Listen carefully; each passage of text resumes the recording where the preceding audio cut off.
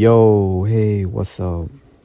So this is another game review that I'm, just gonna try to squeeze out. And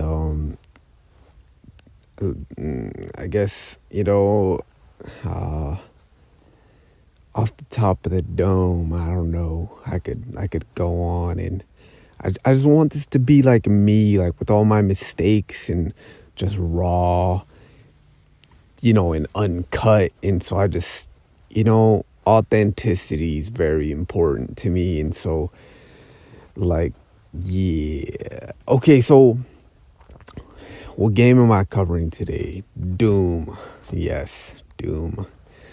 Doom, Doom, Doom, Doom, Doom. This is like, this is like, honestly, one of the coolest games ever. It's cool. It's awesome. And for its time, I understand, like, for its time, this is the first Doom. This is literally like the beginning of Doom. This is like that controversial game that like changed the face of not only gaming but society as a whole. What was like socially appropriate, like, I guess, in the entertainment world. And so I don't know, there's a little bit of history behind it. Doom was actually initially, it received a ban after it was released because of the grotesque, gory, and I'm sure you've seen it. Like, I mean, maybe the newer versions of it, but like back then, that was extreme. That was very like, like, oh my gosh, it was off the charts, like. And so a lot of it was, yes, the blood, but it was also the demonic nature and the violence. And so, you see all these just really, really, like, what I would, I guess, describe as like predatory, like, things, kind of like teaching an audience these things. Almost, it's like that's what it seems like. It's like you being the good guy, though it kind of changes the objective or the subject of it all. It subjugates it differently, and so, like, it makes people change their perspective. And so back then things were a lot more animalistic. So you go to look at people being more animalistic back then, less system, so people are like, they're coming from the brush, they're coming from, just the wilderness, and people are still kind of getting accustomed to this like systemic society of like basically like, wilderness isolation where you're kind of not really one with nature anymore. But back then everyone was just starting to like get comfortable in their stationary spots, and the system wasn't as, how can I put this? The system wasn't as enclosed yet. There was less fences, less walls. You understand? Like, we were not as nested as we are now. And so, I'm sure you go to look at now how the world is. It's like, oh my gosh. It's just a concentration of people, and it's frankly somewhat disturbing. And I mean, I'm sure you've seen it. People, like, treating overpopulation as if it's a normality. It's frankly disturbing. But anyways, so yeah, so back then it was like something like that was like you're supporting what we were just trying to leave. Like literally everyone was cooping up to because they were trying to leave that kind of lifestyle. That predatory, savage life that they came from. This is especially from Europeans, because Europeans came from a really effed up background. You know what I mean? I mean, sure, the Slavic people of Russia had it way worse, but Europeans had it pretty bad too at one point, even though they actually did a lot of bad as well. I consider the Slavic people actually a lot more innocent than the European people, but so Russians being more innocent, and kind of the reason why their corruption was the way it was compared to Europeans' corruption. Europeans were actually involved in their own corruption, so it's like yes and no. It's like a double-edged blade. It's like, where are you swinging it? Type of thing. But anyways, not to stray off topic. Doom, baby. So, I I I really like Doom because I grew up not on Doom. I grew up on Duke Nukem.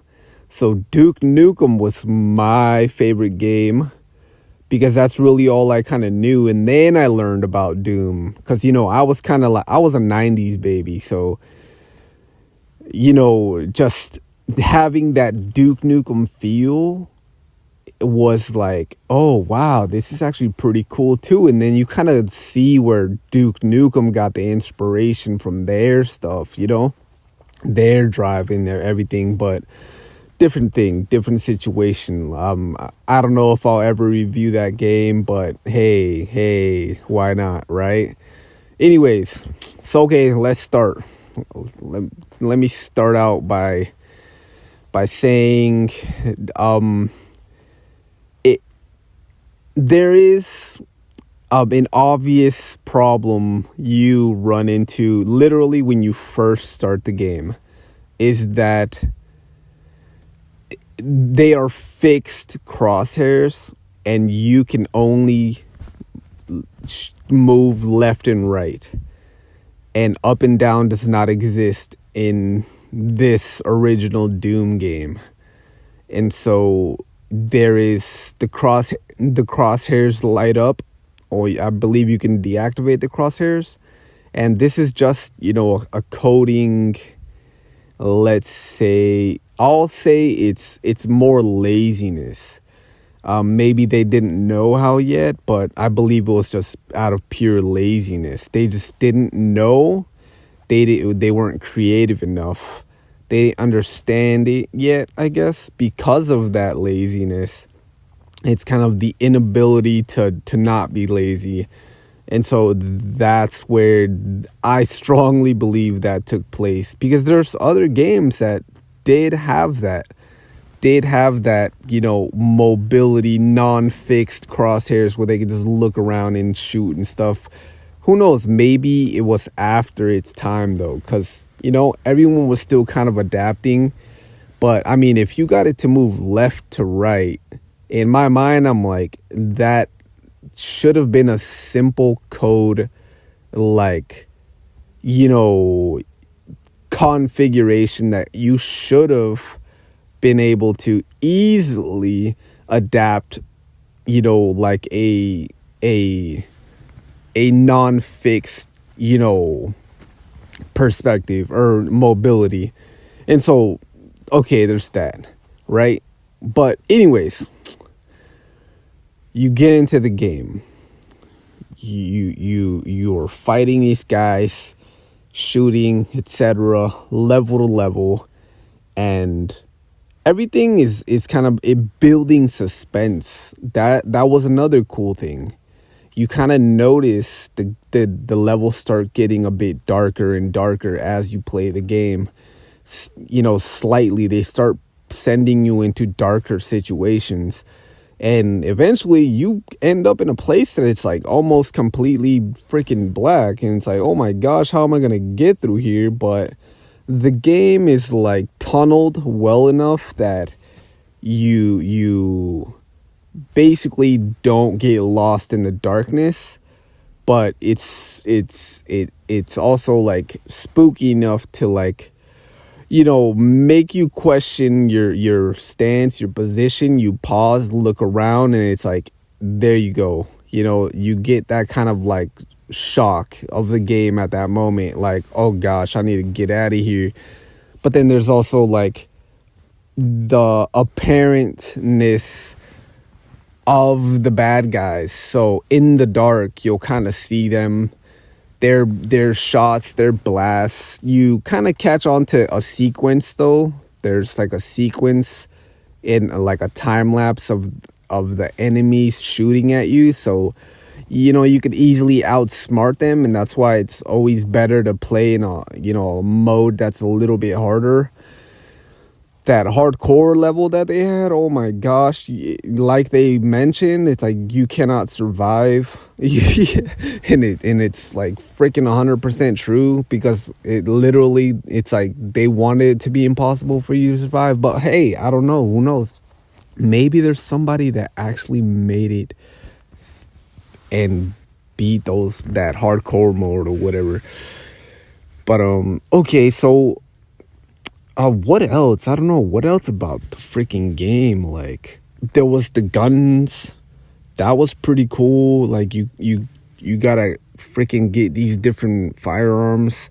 The shotgun was awesome. The freaking minigun was pretty cool.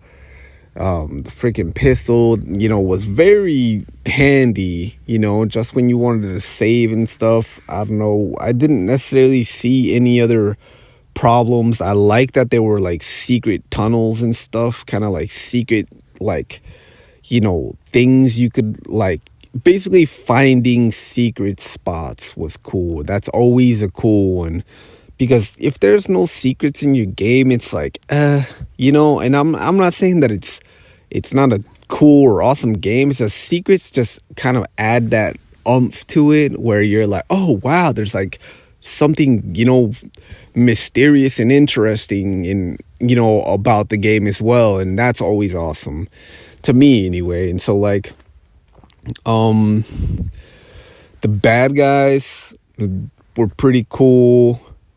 You see some very familiar characters from like the later versions of Doom. And then there's like these, I don't necessarily want to talk about the end of the game, but the soundtrack was, I'd have to say, legit for what it was in its time. I think especially the ending track, the last track of the game, oh my gosh, it was just perfect. I was like, why didn't, like, tracks like this, why didn't this ambient like kind of carry through most of the game? I was like, because if it were that, I think I would have been a lot more, uncomfortable playing the game in a comfortable way. I mean, like, kind of more like, I don't even know if I want to finish the game type of thing. But not like that. I mean more like in a, you understand, like, you get what I'm saying. Like, I would have been more spooked while playing, kind of more in the mode of Doom, like the ambiance of what Doom is, and I still think they captured it very well when it came to, the ambience, the music, the instrumentals they had. I think they could have just worked on it a little more, because it kind of just fades into the background. But who knows, maybe they didn't want for you to focus too much on the music. Anyways, I guess I was playing on the mode kind of like medium almost, the one that's like a bit harder than medium. That's what I was playing.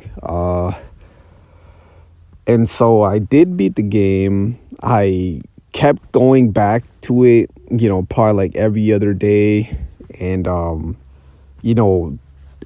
I was happy too, because it it kept me playing it. You know, it kept me locked in. It kept me wanting to learn more. I feel like the story could have been elaborated on more, but you didn't necessarily, or it was kind of hard for them to do that during those times, I guess. They were still learning about, I guess, programming, coding, games back then. And so the technology, I guess the adaptation to it was just not there yet. And so I guess beyond that, what's I guess something that I believe was missing other than the aforementioned, I honestly feel that if there was something that I could put into Doom, I don't know. I honestly, just from the top, I feel like everything was fair. Maybe, no, I wouldn't even say instructions. I feel like they did pretty well on that. Sometimes it kind of did get a little confusing because the levels kind of started to look similar, like the environment kind of blended in to itself. So I guess contrast. I think adding contrast would have definitely helped, and because being able to distinguish where the hell you are, that I think was something that could have been added but wasn't added. Probably because again, they're just learning. This was a new thing. Doom was one of the first, like, I'd have to say, major labels in the gaming industry that really paved the way, literally like the first stone, kind of like Ford, in vehicles, like all those that came before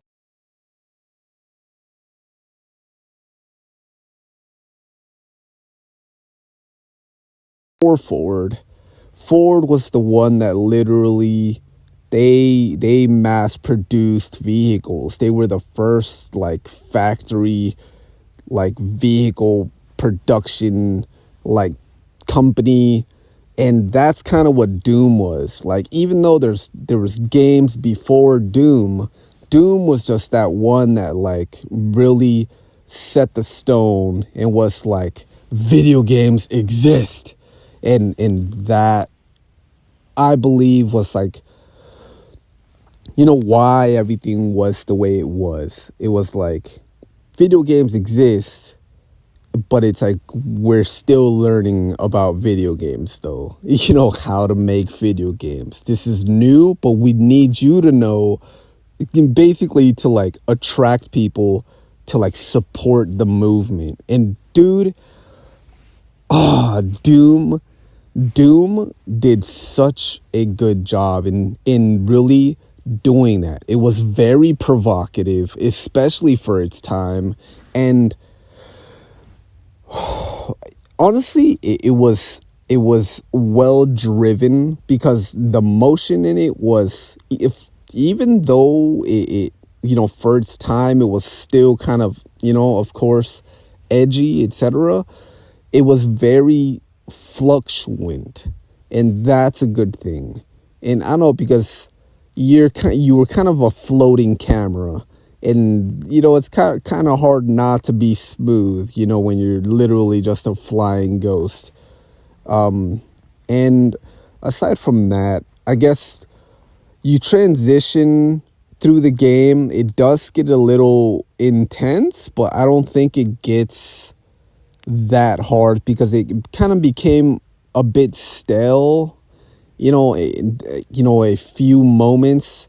But I think there was enough pressure in all through like the middle section of the game to take you to the end of the game, because there were these occasional parts where there would be just these like clusters of enemies, and it was cool because it was more like cinematic. If let's say you made it a comic or something, it was, you know I'd it was presentable, and that was cool because it had this presentation to kind of like pick.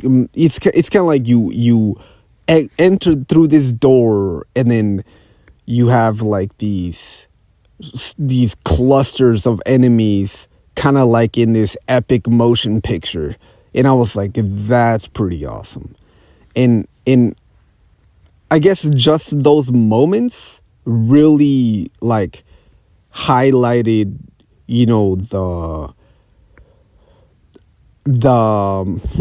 what would be a good word for it? Those moments highlighted like like to be a honest and truthful, like accurate critic. Those moments highlighted like a very like I don't like I'd say like passionate, like I guess passionate would be like a good word for it.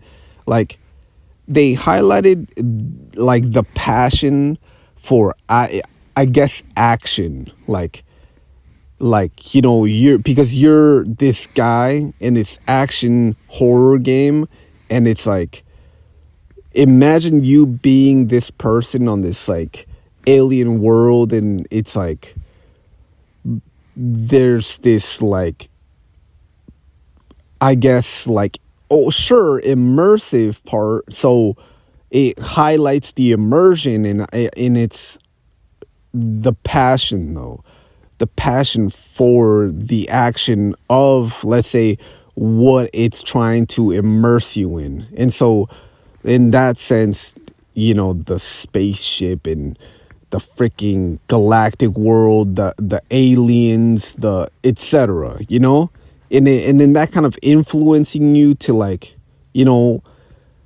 kind of follow that in your life, in your real life, kind of like, man, aliens, and then maybe you become like an astronaut because of it, and it's just like it really makes you appreciate like what it's about. Like, it makes you appreciate the content a whole lot more. And although there was like all this grotesque like violence, like there is really like just this, I guess, heartfelt appreciation for what they were trying to depict.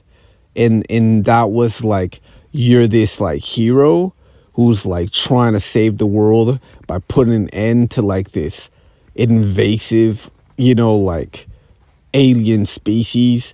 And that's just like, wow, this is the dramatization is just, again, something to like be very appreciative of. And so with that being said, the final battle, oh gosh, so you fight these two bosses. They're like, at the end you get like this freaking cannon thing or whatever the heck it is, like rocket missile launcher or whatever. And it's, it was just wicked awesome, because like, I think it was like a grenade launcher or something, but you have to like be on the move the whole time, because these two monsters at the end are like not playing around.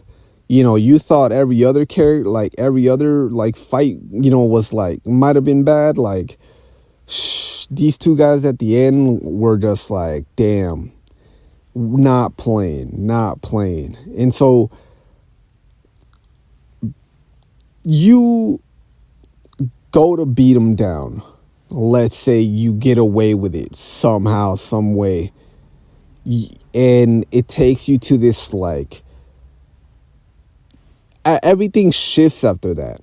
But not to really ruin it too much, but it takes you to like this whole nother level, this whole nother world. And I think they did a fairly amazing job. I don't understand how they were able to move all these levels, but not not allow for the crosshairs to move. Because literally, you would not even raise your gun up to shoot someone that was up above or down. You know what I mean? So I don't understand how, like, at the end, there's like this literally transformation of a whole building and they can't even. But anyways, but it was, it was just dope.